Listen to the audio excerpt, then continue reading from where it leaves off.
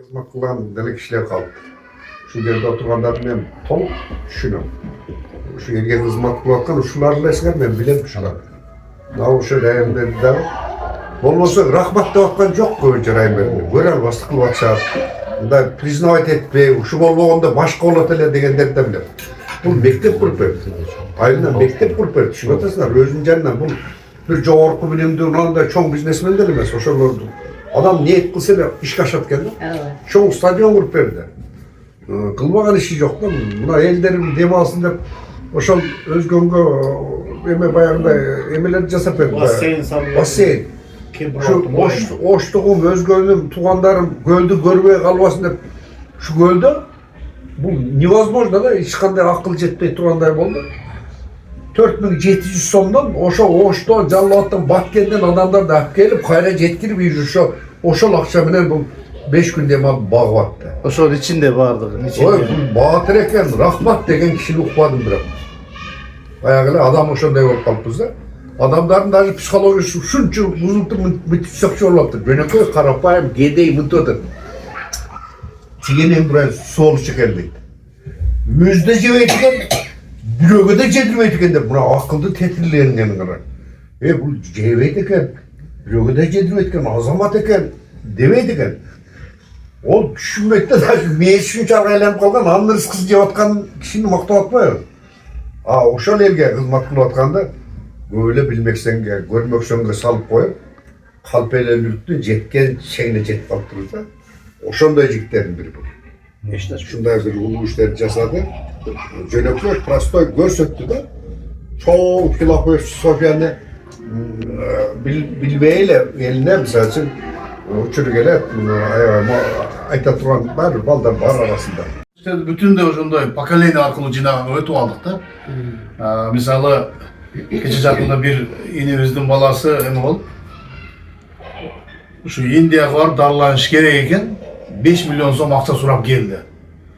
Болгон ошол 40 муунду 40 поколенияны 65-жылкыдан 2005-жылкыга чейин деп койдук. Бир жуманын ичинде жыйнап алдык да. Ошо кичинекей эле коордун өзүнөн. Ошондой нерселерди 40 миллион сом чогулттуңарбы? Жок. Ошо 5 миллиондун биз дээрлик 3 миллион жыйнап бердик да. Анан ошолордун баардыгын келип эле ошого сиздер айткандай бир лидерлер керек экен. Биз ошону көбүрөөк ошо ислам багытында хадистерди айтып, аятты айтып, ошол өзүбүздүн кыргыздын нарктуулугун айтып, элге ушундай жеткирип атабыз да. Мечит бизге ушул жагынан пайда берип атат. Кайсы? Алайда Корул деген айыл. Корул. Ошол эле убакта биз мисалы Корулдан чыгып кеткен эл көп да. Ошто бар, Бишкекте бар, Казакстанда бар, Россияда бар. Ошолордун да башын бириктирип турганга бир аябай жакшы мүмкүнчүлүк болуп атат да. Сөзүбүз да жетет аларга ушул интернет аркылуу, башка аркылуу. Андан сырткары элдин арасына кирип кеткен баягы ырым-жырымдар, ысырапкорчулуктар, ушулардын алдын алганга көбүрөөк басым жасап атабыз мечиттерде. Мисалы азыр адам өлгөндө эле бизде чоң түйшүк башталат эмеспи?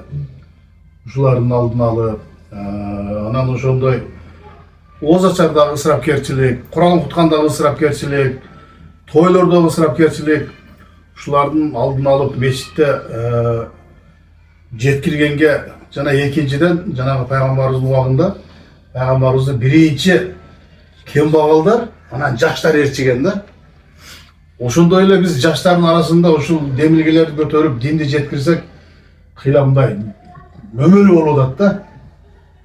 Андан кийинкиси ошол мечитте ошол жаштарга ошол Куран окутканга жакшы мүмкүнчүлүк болуп атат. Эми мына ошол Алжолтой байкебизге окшоп бир дин немени наркты да жакшы үйрөнүп алсак, буюрса аны да кошо үйрөтүп кетсек деген бир жакшы бир ниеттер бар да. Иншалла жакшы ошо мен 2019-дан бери туруп атам. Ошол мечиттин жанына медресесин кошо тургуздук. Ошол эле кичинекей айылдын өзүнөн эле бир 6 миллион 7 миллион сом акча жыйнап беришин да. Ошону тургузганга. Анан балдарым жа чемпион болуп чыга башташты. Кыргызстан чемпиону болуп калышты. Анан көлдө өтө турган бир эл аралык турнирге Медвежке бара турган болушу менен. Ата эмки жылы барабызбы Медвежке деп сөз кылып калышты. Анан мен анда бюджеттик мекемеде иштечимин, анан барабыз деп койдум да. Анан эмки жылы келди, бир эле жыл тез эле келип калат экен. Анан баягы отпускнойлор мандайымдарым алсам дагы ошол кесте ошондой болгон, барыбыз деле башыбыздан өтсө керек, анда анча-мынча кичине эметкен күндөр. Анан балдарга көлгө барганга международный эл аралык мелдешке барышыбыз керек болуп атат. Анан ошол жерден балдардын мектебин бүткөндөрү чыгымдар анда эмне болуп атат, анан барганга жанымда 1000 эле сом акча калыптыр. Анан кыз досторуна төлөнөт дегенден да, анан көлдө 10 күн жашап келиш керек да. Анан кийин ошентип анан эркектербиз да, келинчегиме да айткан жокмун, балдарга да айткан жокмун. Балдарга тамашалап айтып койгом, көлгө барабыз балдар турнирге. Анан барганда эгерде машинанын ичинде же ушундай болуп жатып калышы мүмкүн деп баягы психологиялык жактан балдарды кичине эметип атам да, дайрасам. Ой ата көлдүн жээгинде деле жатып беребиз себебинде балдар эмне болсо да ошо турнирге барып келиш максат болуп атат да, кызыгып атса. Биринчи жолу чыгыштар болчу ошондо. Анан ошондон көлгө бардык, Чолпонда турнир болуп атат. Анан ал жерде чөйдөктө 1000 эле сом турат, 10 күн жашаш керек. Анан ошол жерде сураштырдым. Канча бала бар? 5 балам менен. Аялың менен? Жубайым да кошулуп алган. Ошентип анан кийин сураштырдым, 200 сомдон бөлмө таптым. Таксыр бар экен ошо Чолпонатан тоо тарабында. Анан ал кезде акчанын эмеси колуна ошондой болчу, бир комнатаны 200 сомдон алып, анан ошол жерге анан жайгаштык. Анан жайгашып анан кийин күндүз балдарды эмеге мелдешке киргизип коем. Өзүм болсо чыгып алган ошо Чолпонатадан нары Чоң Сарой, бер жагы жанагы Бостери, нары Бостери, бер жагы Чоң Саройго чейин анан кийин өзүм гольф машинам бар, ошо менен анан кийин эл ташыйм. Такси. Таксига эл ташыйм, анан кийин баягы 1000 сомду болсо берип койгом таксига. Анан балдардын күнүмдүк немеси ошентип атан 10 күндү өткөрдүк. Балдарды болсо кечинде тренировка кылабыз деп тоого чуркатып кетем. Анткени баягы бизге берилген комната кичинекей экен, келинчегим 2 кичинекей баласы менен эле жатып калды. Анан берги 3 балам менен биз эркектер өзүчө эме болуп калдык. Батпай калган. Батпай калган Тапчанда жашап атабыз. Ал жерде Тапчанда элдер ошол таксырдын элдер квартира сыяктуу чоң болуп анан кийин элдер чай ичет экен, ошо чай ичкен жеринде жатып атабыз да. Анан кийин балдарга билгизбей тоону көрсөй чуркап кетебиз. Өзү негизи үйдө ошондой эмебиз бар да, чуркап машыгып дегенден.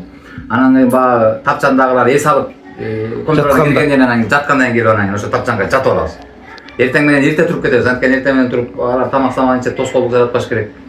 Анан кийин анда дагы чуркатып алып кетем. Анан ошентип оюнга келишет. Бир күнү тиги Алмаз деген балам айтып атпайбы, ата биздин Тапчанга бирөөлөр отуруп алыптыр депчи. Баягы кичинекей балдар сезгенетип билген жок да. Ошентип анан кийин 10 күндү өткөрдүк. Жаштак болуп балдар байгелерин алышты, биринчи орундарды алышты. Жакшы ийгиликтерге жетип, өздөрү эл аралык турнир болчу, рейтингтерин көтөрдү дегендей. Анан кийин муну эмне үчүн бул окуяны айтып атам? Кыскачараак кылып айттым, бирок баягы ата-энелердин алдында балдарга карата келгенде, балдардын келечегине карата келгенде, ошолордун өнөрүн өстүрүүгө, ошолордун бир кандайдыр бир мүмкүнчүлүктөрүн ачууга келгенде, мүмкүнчүлүк жок деген сөз болбош керек деген нерсени айткым келип атат да. Мына ошол жерде мен деле ошо 1000 эле сом турат, эми 10 күн кантип барып келебиз десем, калып калмакпыз. Мүмкүн ошол балдардын талант анданары ачылбай калат беле деп ойлоном да. Анан ошол көлгө барып, эл аралык мелдешке барып, ошол жерден ийгиликке жеткендер балдарга шык болду. Канча сом менен кайттыңар? Анан ошол бир 50-60 миң сомдон ашыктай акча байгеден утуп аштык. Анан ошол балдарга ал дагы аябай чоң мотивация болду себебинде баягы шахматтык спорт катары эле эмес, ал жерде байгеде утса болот экен түшүнүштү. Ал жерде ушу көлдү дайым эле ошол эл аралык мелдештер жакшы байгелүү болот да. Анан сөзүмдүн жыйынтыктап айтайын дегеним ушул негизи балдар үчүн биздин ушул ар бир эле ушул ата-эне эң биринчи кезекте жоопкерчиликтүү, анан ошолордун кандай адам болуп калыптанганына милдеттүү деп ойлойм да. Жакшы сөз бар го, адамдын бул коомго болгон эң эле чоң пайдасы ошол адам болор балдарды коомго кошкону дейт да. Анан ошон үчүн Кудай